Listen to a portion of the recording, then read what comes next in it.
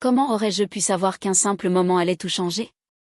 La journée avait commencé comme toutes les autres, jusqu'à ce que je pousse cette porte entr'ouverte. J'aurais pu faire demi-tour, faire semblant de n'avoir rien vu, mais je ne l'ai pas fait. À l'instant précis où j'ai compris ce qui se déroulait dans cette chambre, j'ai su que ma vie ne serait plus jamais la même. Et oui, c'était moi la coupable. C'est moi qui avais tout déclenché, et c'est moi qui ne l'avais pas arrêté.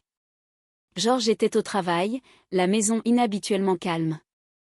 J'entendais pourtant des bruits étouffés venant de l'étage. Henri était dans sa chambre. Au début, je n'y prêtais pas attention, juste un jeune homme de 21 ans perdu dans ses pensées. Puis je me suis dit qu'un café lui ferait peut-être du bien. Une petite conversation ne pouvait pas faire de mal. Je montai, guidé par les sons. En m'approchant, je vis que la porte était entr'ouverte.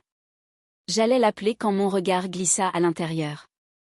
Henri était assis sur son lit, l'ordinateur portable ouvert devant lui. La lueur bleue de l'écran éclairait son visage. Ses doigts bougeaient rapidement.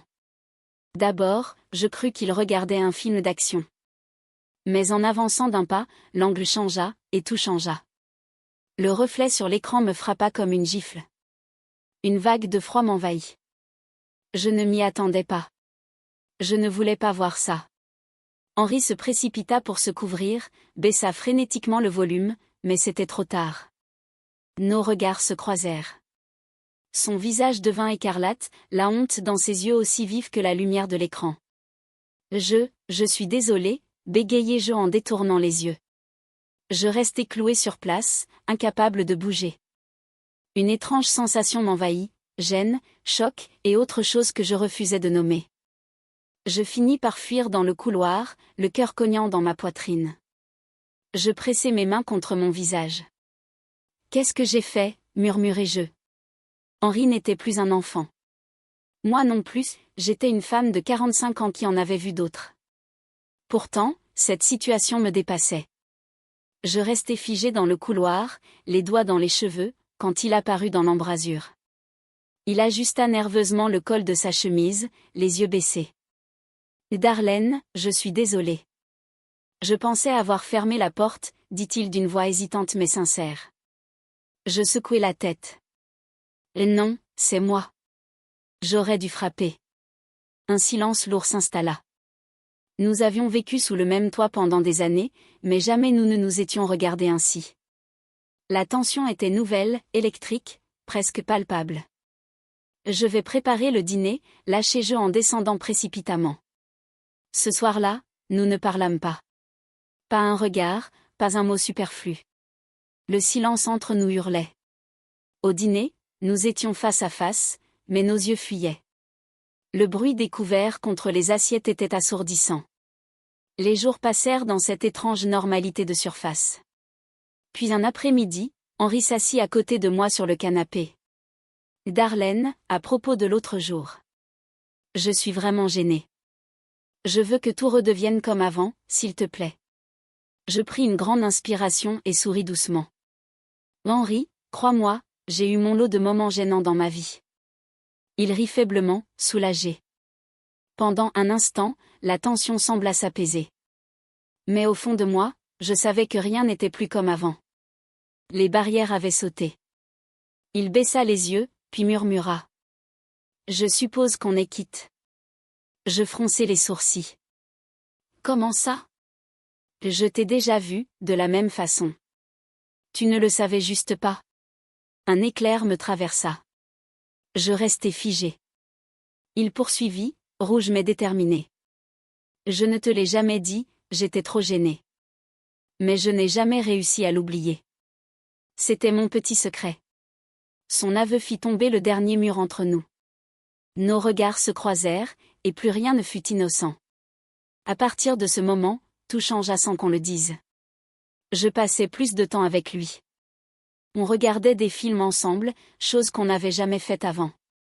Son bras sur le dossier du canapé, ma main qui l'effleurait parfois, nos rires qui se mêlaient, chaque contact allumait une étincelle que je prétendais ne pas voir. Un soir, je n'arrivais pas à dormir. L'agitation me rongeait. Il fallait que j'arrête ça avant qu'il soit trop tard. Je me levai, pieds nus, et me dirigeai vers sa chambre. La porte était entr'ouverte. La lumière tamisée se répandait dans le couloir. Il dormait à moitié dévêtu. Je restais figé sur le seuil, le souffle court. J'aurais dû partir. Je ne partis pas. Je retournai dans ma chambre, mais le sommeil ne vint pas. La proximité entre nous devenait chaque jour plus forte, plus dangereuse. Puis un soir, Henri rentra ivre. Il trébucha dans l'entrée, renversa une chaise. Georges dormait comme une souche à l'étage. Je descendis immédiatement. Il me regarda, les yeux brillants d'alcool et d'autre chose. « Darlène, t'es réelle » murmura-t-il avec un sourire paresseux. Je lui pris le bras. « Viens, on va te faire un café. » Et fait silence. Mais il ne m'écoutait plus. Il me fixait. « Tu sais que t'es belle ? T'as toujours été belle, ou alors je viens juste de le remarquer ?» Je voulus rire, le gronder, mais les mots restèrent coincés. Je le guidai jusqu'à sa chambre. Il titubait. Il fallait l'aider à se changer. Mes doigts défirent les boutons de sa chemise. Sa respiration ralentit. La tension devint suffocante. Il me regarda longuement.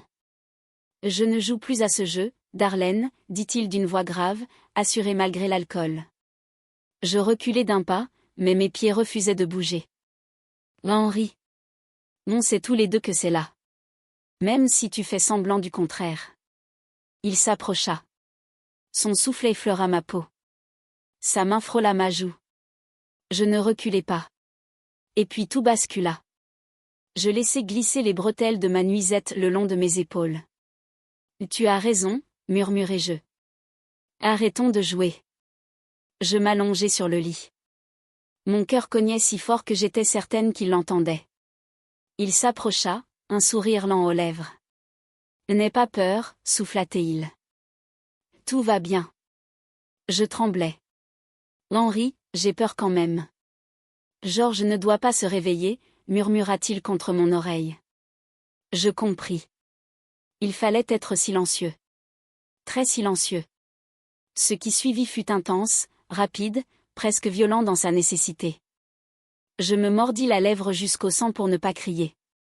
Lui non plus ne fit presque aucun bruit, juste des souffles rauques contre mon cou. Quand ce fut fini, je le recouvris doucement, verrouillai sa porte derrière moi et filai prendre une douche brûlante. L'eau emporta la sueur, mais pas la sensation de sa peau sur la mienne. Je revins me glisser dans mon lit comme si de rien n'était. Mais rien ne serait plus jamais comme avant.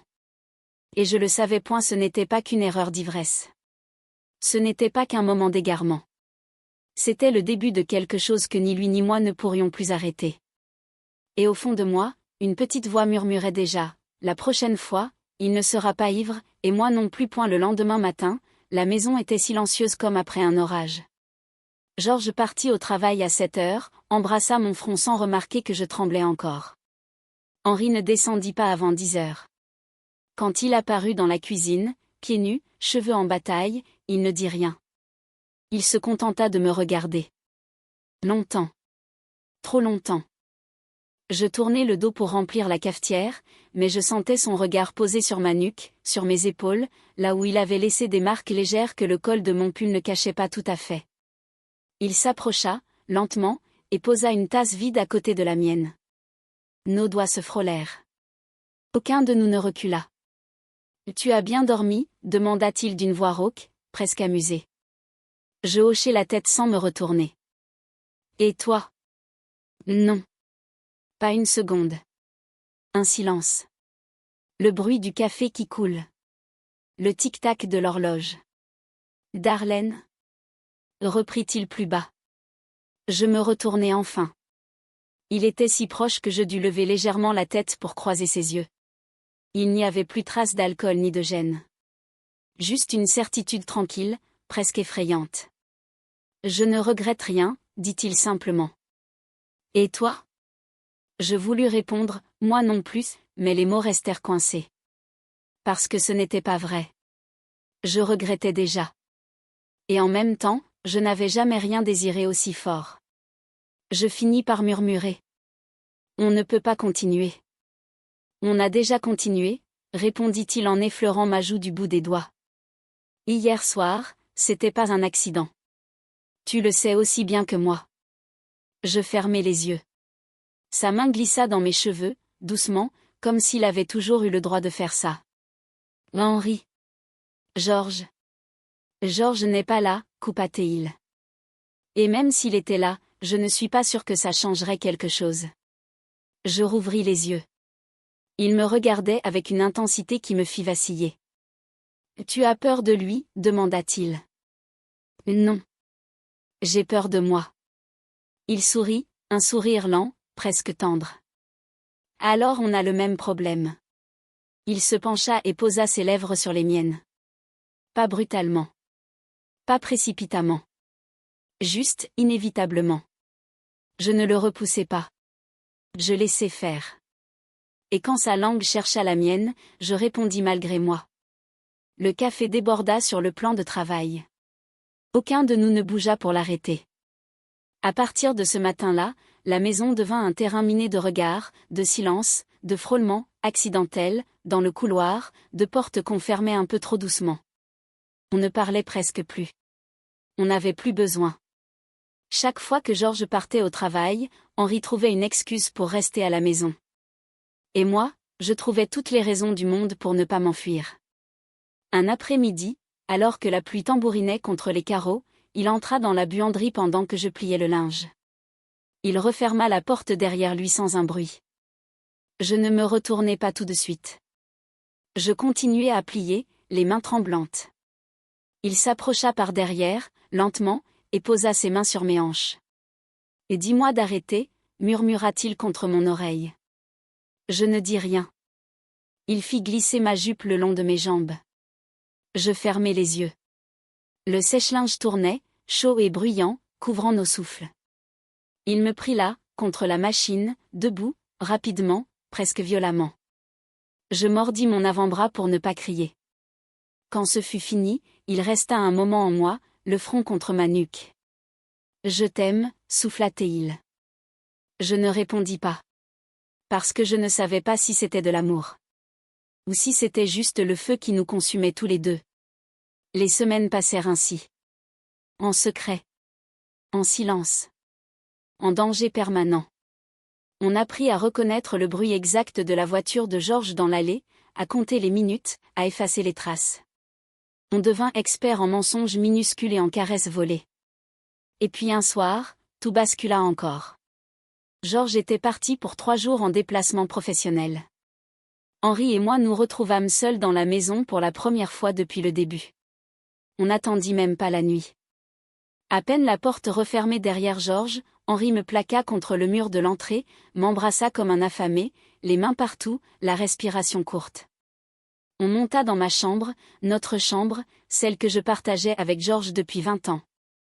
On fit l'amour dans le lit conjugal, lentement, longuement, sans se cacher, sans avoir peur du bruit.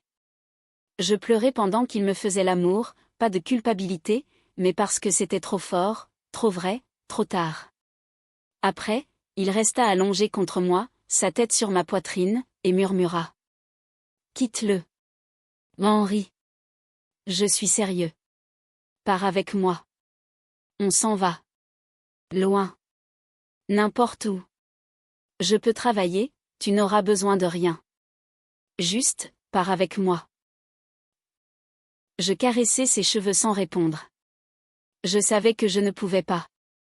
Je savais aussi que je ne pourrais plus jamais me passer de lui. Alors je fis la seule chose que je pouvais faire, je le serrai plus fort contre moi et je murmurai. Pas encore. Mais, reste cette nuit. Reste toutes les nuits où il n'est pas là. Il releva la tête, me regarda longuement, et hocha la tête. Ce fut notre pacte silencieux. Depuis, la maison a 2 visages. Le jour, je suis Darlène, l'épouse irréprochable, la belle-mère attentionnée, la femme qui sourit quand Georges rentre le soir. La nuit, quand la voiture s'éloigne dans l'allée, je deviens autre chose. Je deviens celle qui attend dans le bruit de la porte de la chambre d'Henri, celle qui se glisse dans son lit ou qui le laisse venir dans le mien, celle qui étouffe ses gémissements contre son épaule pour que les voisins n'entendent rien. Je ne sais pas combien de temps ça durera. Je sais seulement que je ne peux plus revenir en arrière. Et que, quelque part au fond de moi, je n'en ai même plus envie. Parce que, pour la première fois de ma vie, je me sens vivante. Terriblement, dangereusement, irrévocablement vivante.